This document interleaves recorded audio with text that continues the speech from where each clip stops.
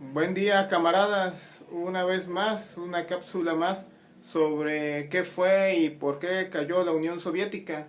Y antes que nada, quiero invitarlos a que se unan a nuestro periódico electrónico, periódico revolución.org.mx, para que se enteren de nuestros puntos de vista a nivel nacional e internacional, nuestras publicaciones al respecto, ¿no? Sobre nuestros libros. Un camarada nuestro sacó un libro sobre la reforma energética de Peña Nieto y cuestiones por el estilo. Dicho lo anterior, continuamos con nuestro tema, ¿no? Ahora vamos a hablar del papel del individuo en la historia, ¿no?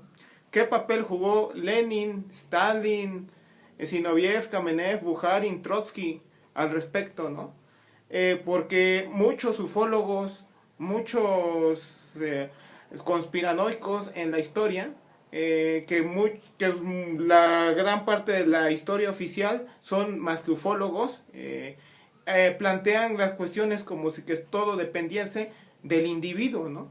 Cuando realmente es una lucha de fuerzas vivas lo que hay detrás, como se explicará a lo largo de todas estas cápsulas, ¿no? ¿Qué fue lo que a Stalin lo llevó al poder? Stalin era un mediocre, no era conocido por las masas, y sin embargo, a lo largo de muy poco tiempo, se hace el llamado padrecito de todas las Rusias, ¿no? De todos los pueblos, incluso le llamaban. ¿De dónde surge este individuo? Como hablamos antes, ¿no? La burocracia stalinista, la que se volvía la burocracia, era el viejo aparato del Estado zarista, que al poderse posicionado al frente, quería mantener sus privilegios que se mantenían a través de la propiedad colectivizada de los medios de producción. Y bajo esas condiciones querían ellos mantenerse. Querían mantener efectivamente la colectivización, la economía planificada, porque ellos vivían de eso, ¿no? Y bajo esas condiciones necesitaban a un hombre como Stalin. Un hombre que, como dijimos en otras cápsulas, que tuviera el prestigio de un viejo bolchevique, que fuera mediocre, que no fuera de vista muy larga, que fuera miope. Y eso es las condiciones que Stalin, por eso se hizo fuerte, no por él mismo, sino porque él fue empujado por millones de arribistas que querían exactamente lo mismo que él. El poder de Stalin no radicaba dentro de las masas, como agitador, como orador, como teórico, como miembro del ejército, lo que él toda su vida quiso ser un gran estratega, un gran general del ejército, pero él era completamente idiota para esas cuestiones. Su única fuerza radicaba en las oficinas, ¿no? Y eso es de donde surgían millones de burócratas con esas mismas características, buscaban al que mejor cristalizara ese punto de vista, esa visión. Y dentro de eso es de donde surge Stalin. Dentro de esa gente que no es desde ningún punto de vista revolucionaria, ¿no? Todos estos a los que, digamos, les había hecho justicia la revolución, ¿no? Por otro lado, ¿en dónde estaba el poder la oposición de izquierda encabezada por León Trotsky? Efectivamente, ellos sí eran teóricos, agitadores, estos fueron los que destruyeron la Guardia Blanca, formidables estrategas en el terreno político como en el terreno militar. Todos estos, los grandes dirigentes de la Revolución de Octubre, ¿qué fue lo que ocurrió con ellos? De los que estaban en la oposición de izquierda. Pues al haber, después de una gran hambruna, después de la Revolución Rusa, después de la Guerra Civil, muchos de ellos habían perdido a sus familiares, muchos habían fallecido, muchos obviamente por esas razones estaban de luto, muchos tenían hambre. Por X y Z razones, lo mejor de la clase trabajadora rusa se había echado para atrás. Entonces, ellos estaban sin fuerza, mientras que por otro lado estaba avanzando la reacción stalinista. Se trata de que Stalin era un hombre más inteligente que los dirigentes de la oposición de izquierda. Claro que no. De lo único que se trató es que había mucho más fuerzas en ese sentido, del lado de la casta parásita, que del lado de la clase trabajadora emerge fuerte, ¿no? Y es que entonces la naturaleza aborrece el vacío y alguien tenía que tomar ese lugar. O lo iba a hacer, por un lado, la clase trabajadora, o los arribistas. Es el papel que juega el individuo. El individuo es, en ese caso, quien cristaliza a todo el punto de vista de una clase social, en este caso, un grupo social. La burocracia estalinista no es de ninguna forma una clase social, simplemente se trató de una casta parásita. Por eso aquellos que decían, bueno, es que el capitalismo de Estado en la URSS, pues es que la burocracia estalinista no es ninguna clase social. Una clase social juega un papel en la historia de la humanidad, y una vez que juega su papel en la historia de la humanidad desaparece. Pero la burocracia stalinista no jugó ningún papel, salvo retrasar la revolución socialista en el planeta. En ese sentido, por eso se llamaba burocracia, era un atasco en la historia, es lo que es. Es como cuando hay un filtro, hay un tubo donde a través que pasa agua y se atasca el tubo. Eso es lo que es la burocracia stalinista, un estorbo. Y eso es lo que Stalin representa. Es el quien cristaliza toda esa escoria, todo ese estorbo. Eso es lo que precisamente representa, lo que representa. E incluso, como les digo, ¿no? En su momento, Stalin, ¿qué es lo que representaba en su momento, ¿no? Todas las purgas, todo lo que sucedió tiempo después, era como la mentalidad de este tipo, pero al mismo tiempo era el deseo de las otras clases sociales, ¿no? Ahí es donde imprime su sello Stalin. Stalin era una persona violenta, sanguinaria.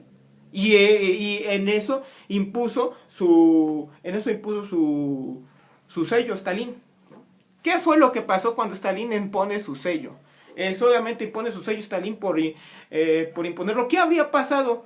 Efectivamente, si Trotsky lo hubiera derrocado bajo las mismas condiciones. En efecto, Trotsky tenía en su momento el Ejército Rojo. ¿Qué es lo que habría sucedido si Trotsky hubiera hecho un golpe de Estado o una lucha en contra de Stalin? Bueno, seguramente Stalin lo habrían fusilado, ¿no? Que se lo tenía bien merecido. Pero tarde o temprano, Trotsky habría tomado el papel de Stalin, y la degeneración de todas formas se hubiera dado. O, si no, que habría sido lo más probable, otro general del Ejército Rojo habría matado a Trotsky, y de todas formas el proceso se hubiera dado de otra forma, bajo otro sello, pero se hubiera dado. ¿Eso qué significa? Que no valía la pena la lucha de la oposición de izquierda, y que de todas formas, entonces vámonos a nuestras casas porque de todas formas todo estaba condenado. Claro que no. El problema fue el aislamiento de la revolución. De ahí la importancia que daba la oposición de izquierda al internacionalismo y a la lucha a nivel internacional. Porque si la revolución hubiera triunfado en algún país más avanzado, entiéndase Alemania, entiéndase cualquier otro país más, Francia, cualquier otro país más avanzado, no habría pasado esta degeneración, ¿no? Esta degeneración responde a condiciones de fuerzas vivas. No es de ninguna forma la lucha de clases una cosa muerta, es una cosa viva la lucha de clases, ¿no? De ahí es que haya triunfado la burocracia stalinista, al aislamiento de la revolución. Si de alguna forma u otra hubiese existido otro individuo como León Trotsky, que hubiese entendido la situación en Alemania o en Inglaterra o en Francia, y hubiese triunfado la revolución, la situación habría cambiado radicalmente. Y habría cambiado para bien, porque Rusia, el Estado está dejado de estar solo, y al dejar de haber estado solo como Estado obrero, ¿qué es lo que hubiera sucedido? Que tarde o temprano la burocracia stalinista habría sido derrocada por la clase trabajadora. De ahí el terror de Stalin en la revolución en España en 1936, porque habría un resurgir de la clase trabajadora rusa a regresar una vez más a la política. Si hubiera triunfado la revolución española, tarde o temprano habrían animado a los obreros rusos y habrían derrocado al régimen stalinista.